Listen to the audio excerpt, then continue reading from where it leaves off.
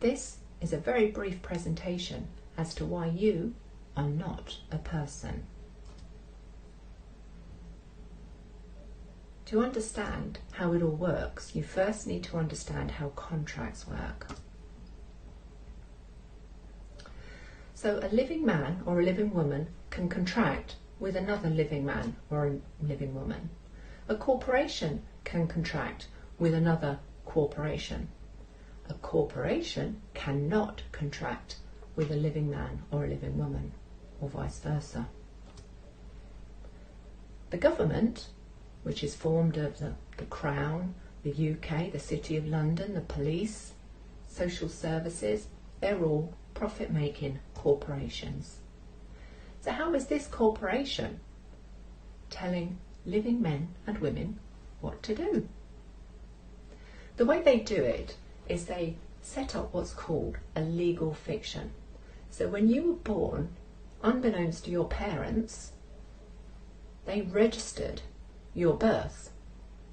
So Joanne of the family Bloggs, who is the living woman or living baby at that time, became Miss Joanne Bloggs, surname in capitals, a corporation. That is a person. In 1862, the definition of person was changed to mean corporation. It's part of the legalese trickery.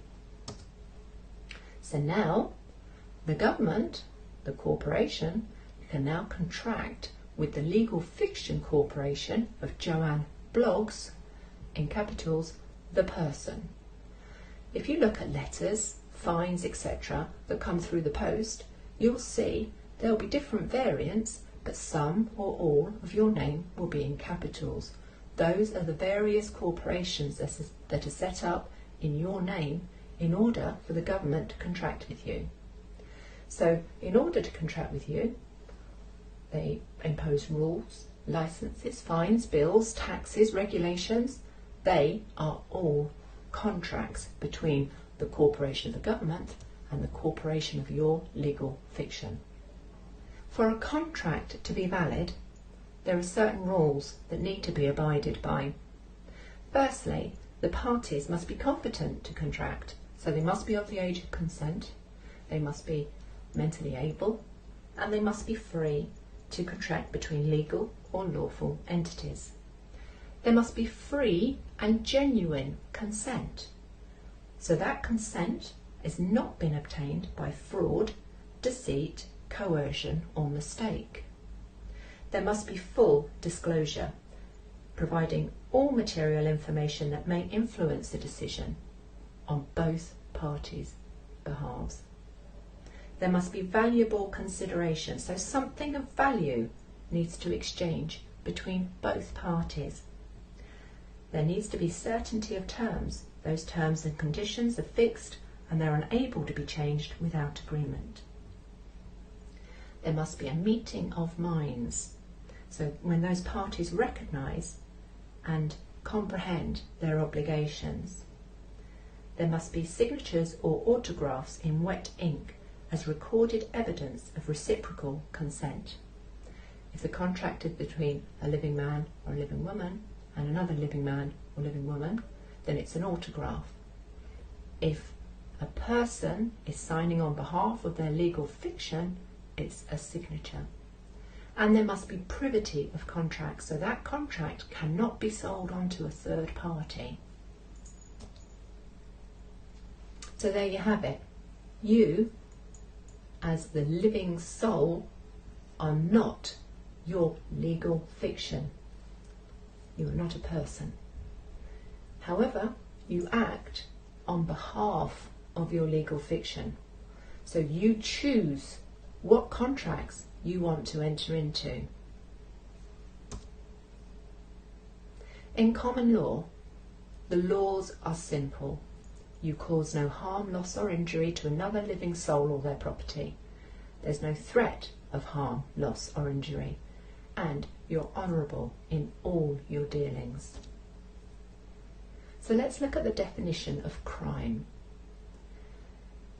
It is defined as an act committed in violation of a law. It's unlawful activity, and it's a serious offence. So if you've forgotten to get insurance on your car, or you've forgotten to sawn it and you get sent a fine, who have you caused harm, loss or injury to? It's not actually breaking a law, it's breaking a rule. Those rules only apply to persons. If you look at every single piece of legislation that's been issued by the government, by Parliament, it only applies to person. You will not find the word man or woman in there, because they cannot impose it on living souls. So think to yourself, where is the victim? So your legal fiction becomes a member of the Society of the UK Corporation. So you have to follow the rules of that society? Well, your legal fiction does. Let's look at this with a different perspective. You have a Tesco club card, for example. As a club card holder, you are a member of the Society of Club Card Holders. So Tesco's have just announced that they've come up with a new rule. You can only eat on a Wednesday if you eat in a Tesco's cafe. You have a club card, their board has scrutinised and ratified the rule, so you've got to do what they say. Do you? No, you're not your club card. By the same token, you are not your legal fiction. However, you can't just ignore something that's been imposed on you. If you don't respond, i.e. if you exercise your right to silence, which is another trick by the way, it's considered tacit acceptance. You must rebut. You have to state that what they're saying is not true. So if you need to rebut face to face, so say for example a police officer is trying to impose a fine on you, that fine is an invitation to contract. That's how you have to look at it. So all you say is, I do not consent. I do not wish to contract with you. I do not answer questions. You need to stick to the script, because legalese has taken so many of the common English words and turned them against us in order to trip and trap us. So for example, the police officer will say to you, do you understand? And that means, do you agree to stand under my authority? You would think to yourself, yeah, I understand what you're saying. And so you say, yes.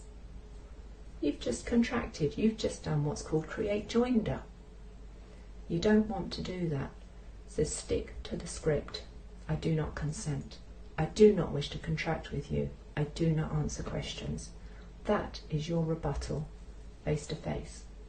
If you get something in the post, again, you need to rebut it, do it in writing, respond within 3 days, and you can rebut with conditional acceptance, which pretty much says, okay, you want to fine me £90 for parking in the wrong place.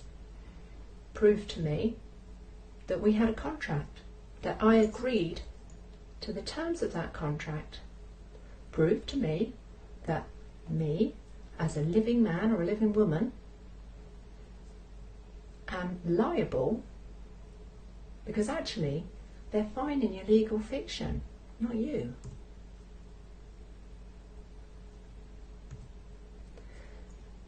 So don't let the corporations grey the simple understanding of the law.